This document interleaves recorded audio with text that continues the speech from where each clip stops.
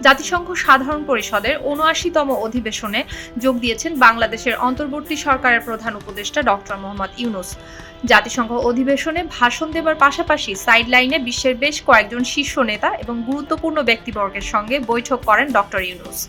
এই বৈঠকগুলোতে তিনি কানাডার প্রধানমন্ত্রী জাস্টিন ট্রুডো, ইটালির প্রধানমন্ত্রী জর্জিয়া মেলোনি, মার্কিন প্রেসিডেন্ট জো বাইডেন, প্রাক্তন মার্কিন প্রেসিডেন্ট বিল ক্লিন্টন, নৃতত্ত্ববিদ জেন গুডঅল, ইউএসএআইডি প্রশাসক সামান্থা পাওয়ার সহ বেশ কিছু গুরুত্বপূর্ণ ব্যক্তিকে উপহার দিয়েছেন একটি বিশেষ বই।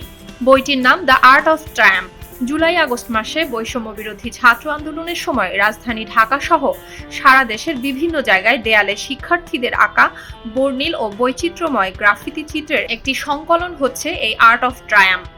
বইটিতে জুলাই-আগস্ট মাসে ছাত্রদের নেতৃত্ব চলাকালে ঢাকা সহ দেশের অন্যান্য শহর এবং নগরের দেয়ালে তরুণ শিক্ষার্থীদের আঁকা সেরা কিছু চিত্রকর্মের ছবি স্থান পেয়েছে। ডক্টর ইউনূস অন্তর্বর্তী সরকারের প্রধান উপদেষ্টা হিসেবে শপথ নেবার পরপরই তিনি সংশ্লিষ্টদের এই আর্টবুক প্রকাশের নির্দেশ দেন।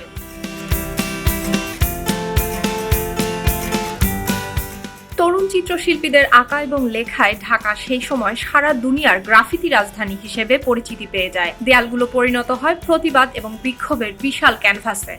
সরকারকে নানান শক্তিশালী বার্তা দিতে তারা বিভিন্ন রকম সৃজনশীল এবং হৃদয়গ্রাহী স্লোগান এবং কবিতা লিখেছে। এসব বার্তা যেন বিপ্লবের চেতনা এবং বৈষম্যহীন বাংলাদেশের আকাঙ্ক্ষার শৈল্পিক প্রতিফলন।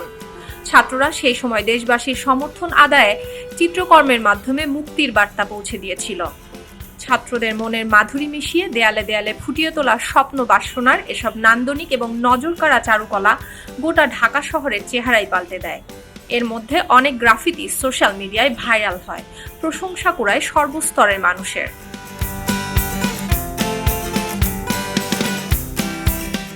এর আগে গত 15 সেপ্টেম্বর অন্তর্বর্তী সরকারের প্রধান উপদেষ্টা অধ্যাপক ডক্টর মোহাম্মদ ইউনূস ঢাকা সফররত মার্কিন প্রতিনিধি দলকেও এই আর্টবুক উপহার দিয়েছিলেন। ঢাকার রাষ্ট্রীয় অতিথি ভবন যমুনায় মার্কিন প্রতিনিধি দলের সঙ্গে অনুষ্ঠিত এক বৈঠকে তাদের হাতে এই উপহার তুলে দিয়েছিলেন তিনি।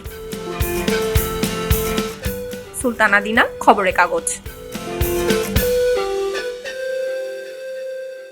সবাই যখন জোয়ারে গা ভাসায়, কেউ কেউ ঘুরে দাঁড়ায়। সময় হারতে শেখালেও কেউ কেউ চ্যালেঞ্জ ছুড়ে দেয়। পক্ষপাতের ভিড়ে আজ থেকে কোনো পক্ষ নয়, খবর হবে নিরপেক্ষ। বানোয়ার তথ্যবাদ, খবর হবে নিখাদ। ভেঙে গুজবের শিখ, খবর হবে নির্ভীক। এলো খবরের কাগজ, নিখাদ, নির্ভীক, নিরপেক্ষ।